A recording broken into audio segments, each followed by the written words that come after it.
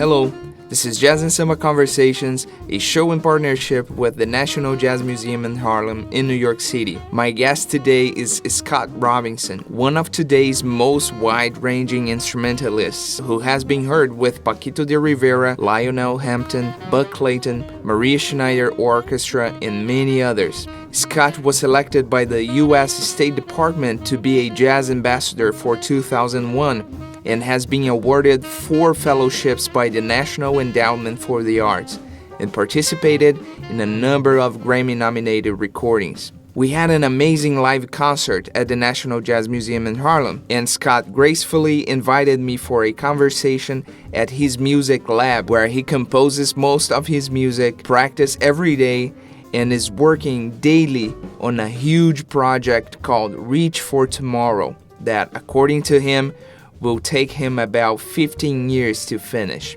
At the concert, we were accompanied by the great bass player Mark McLaurin and amazing pianist John DiMartino. I hope you enjoy it. And I've said this before, but I think of this music kind of as a river. Mm-hmm. And so you have upstream, you have downstream. And you don't just have one. You can't just have one. You can't take this part of the river and say, okay, here's the real river, and put it over here. As soon as you remove it, the whole structure falls apart. It's one thing, and it's moving, so it's changing all the time, in all directions. But you have up and you have down, and none of it can really be separated from. And every part of it depends on every other part of it.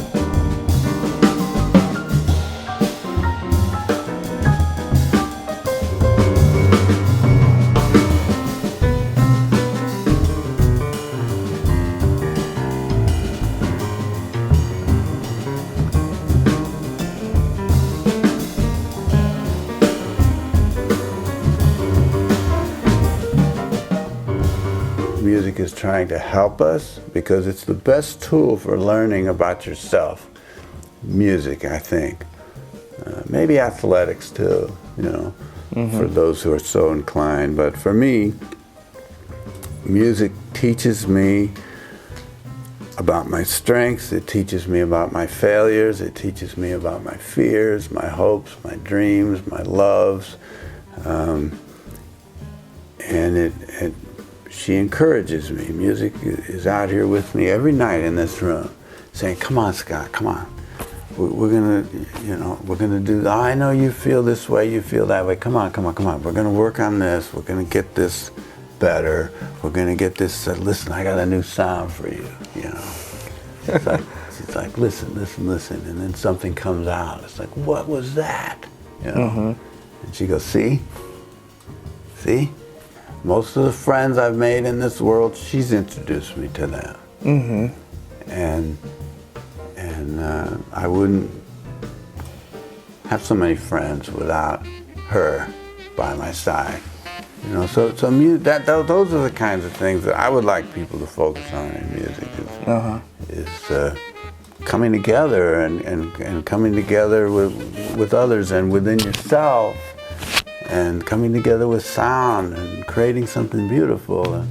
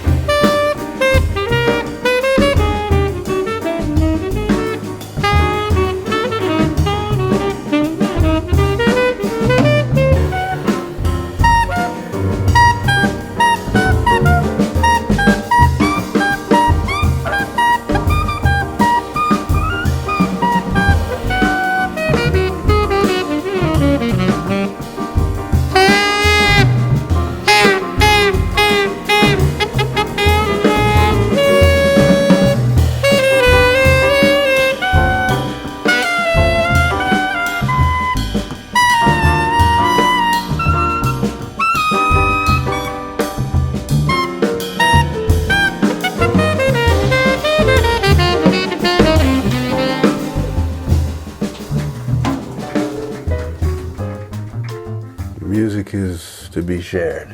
And this music, I mean, the music that I mostly have been involved with is what we call jazz. It's gone all over the world. It's made all kinds of friends everywhere. You know? I know. One of your previous guests was talking about music. This music shouldn't be in the concert hall. It should only be in the clubs. I have to respectfully disagree. He's a friend of mine. I love the guy. I went to school with him. But I think this music, anywhere that it's loved and welcome, it belongs. That means in the street, that means in clubs, that means in little bars and saloons, that means in grand concert halls. You know, we should be grateful for any opportunity to present creative music. So that's my philosophy, is wherever this music is welcomed, let's go.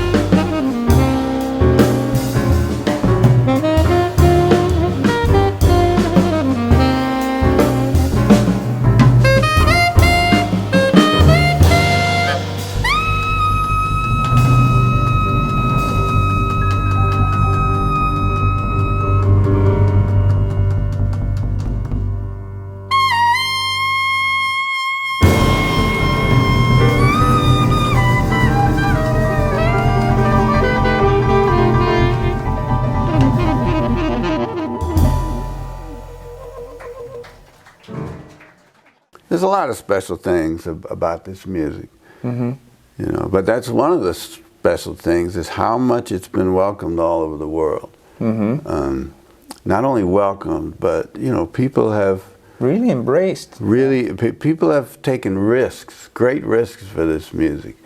You know, I have friends that grew up in communist countries, you know, where you go to jail for putting on a jazz concert without official permission, you know, from the authorities. I mean,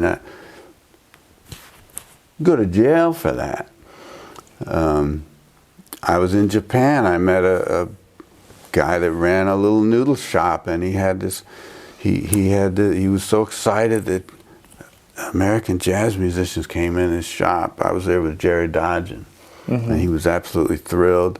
And he brought over this little wind-up Victrola, tabletop Victrola, and cranked this thing up at our table and started playing Louis Armstrong, 78, the old 78 records, you know. And he told me, my father kept these records all through World War II. He kept these records hidden because you go to jail or worse. That's what he said. You would go to jail or worse for having these records. And that's the power of this music, that it can cut through world wars. You know, think about that. Mm-hmm. I mean, Hirohito and Eisenhower and Hitler, they're all gone. And here's this music still survives and still has meaning, great meaning to somebody in this faraway land that we were at war with. That's something really serious to think about. Every music student should think about that. That's the power that this music has. It can outlast the generals and the armies.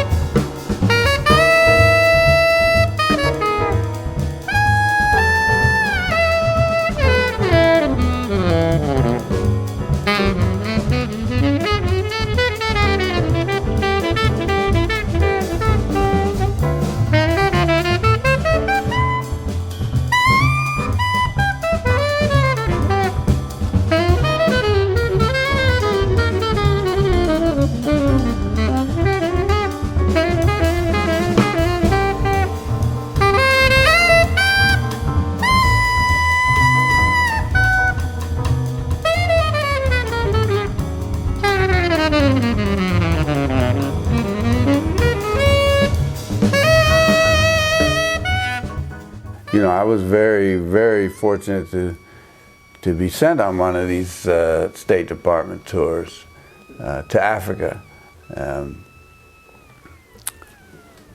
following in Armstrong's footsteps, if I dare even say that. And it was the highlight of my touring career, without any question, to go to West Africa for 8 weeks, 11 countries. And we played the music of Louis Armstrong, in fact. And then we mixed it up with local musicians, anywhere from a couple of players at a time up to a 40-piece children's orchestra with all handmade drums and little wooden flutes. Unbelievable experience.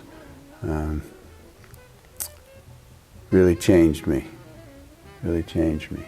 And I brought some drums back that you can see around the room here. A few things. But mostly what I brought back is here and here. I just came back just full of inspiration and love for what I experienced there.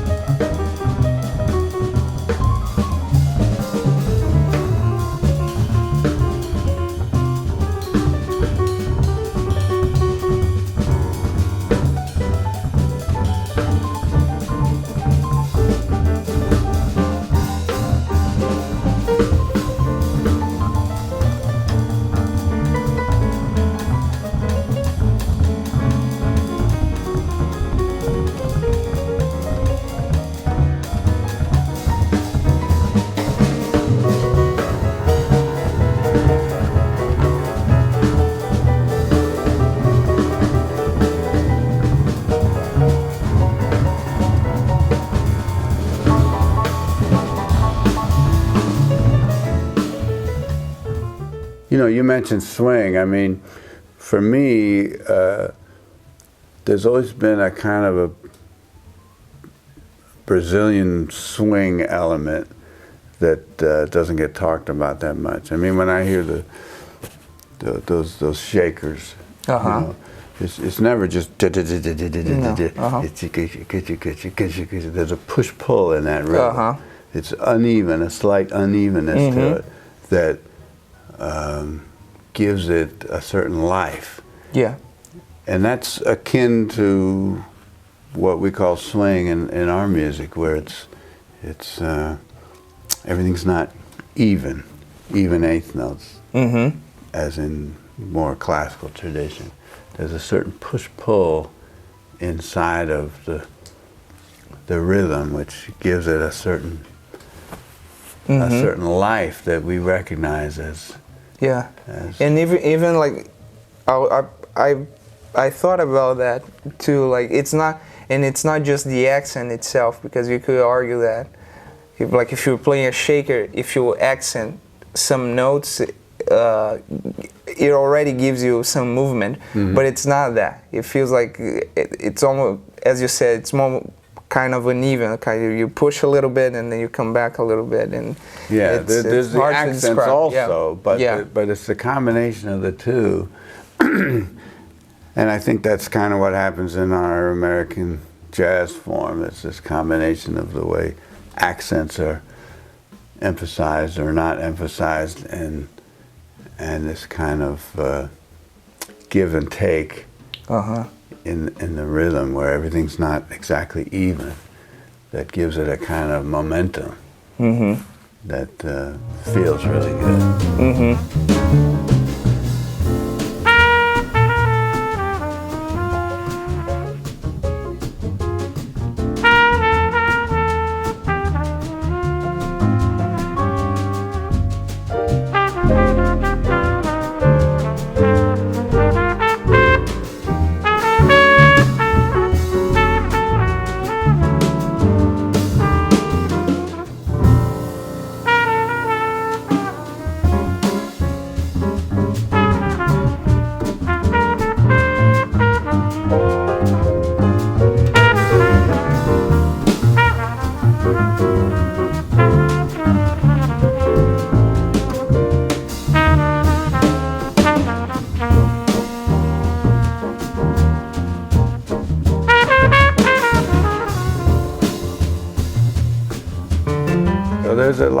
There's so many ways around the world to get at a similar result by different methods. You know, Jelly Roll Morton famously, of course, spoke about the Spanish tinge in early jazz.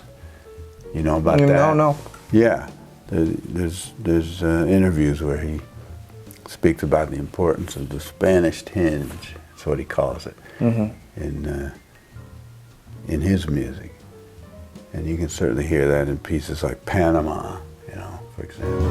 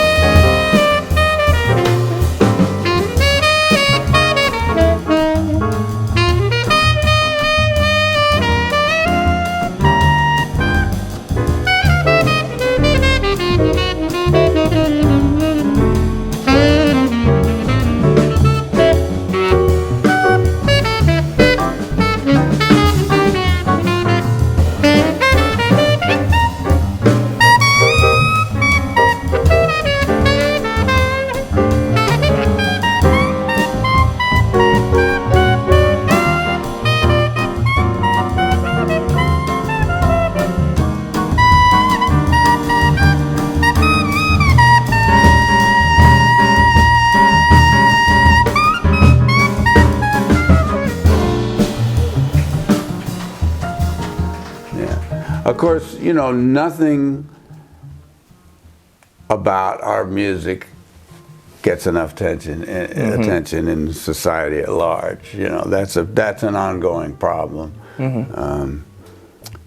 But I'm just saying that within the group of those who love this music and care about this music and want it to continue, there is better regard now for the earlier pioneers of it. But on the larger scene, no aspect of it gets you know, and the same thing happens on the other end of the spectrum too.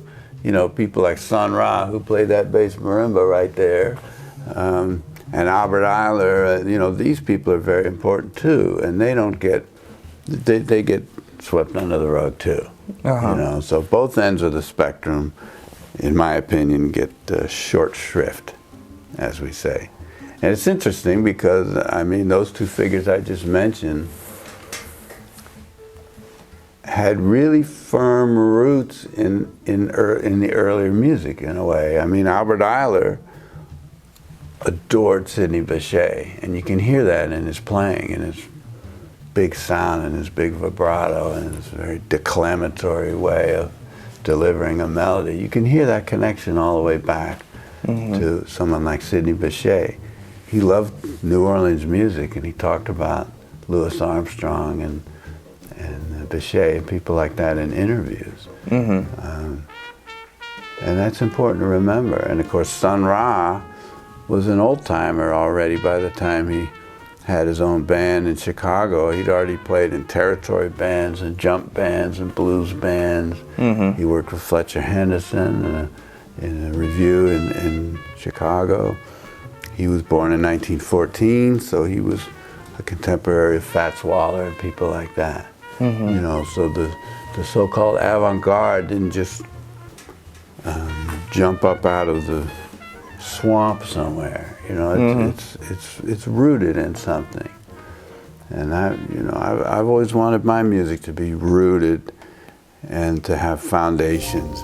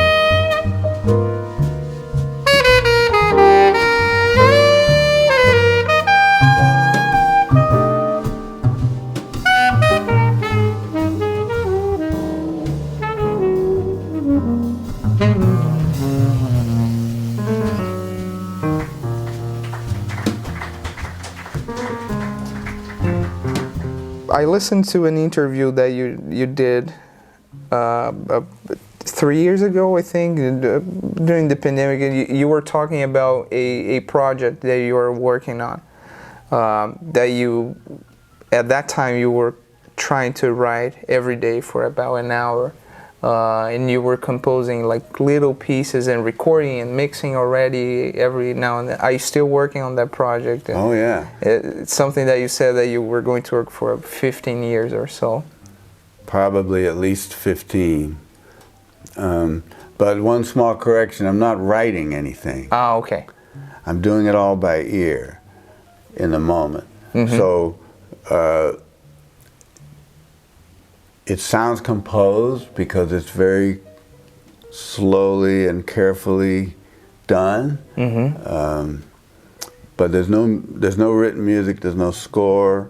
I don't use the piano to figure anything out. It's Okay. just done by ear. So I come out here every night, I work on this symphony project. It's called Reach for Tomorrow. And it's a good title because it's gonna, I hope I live long enough to see this through.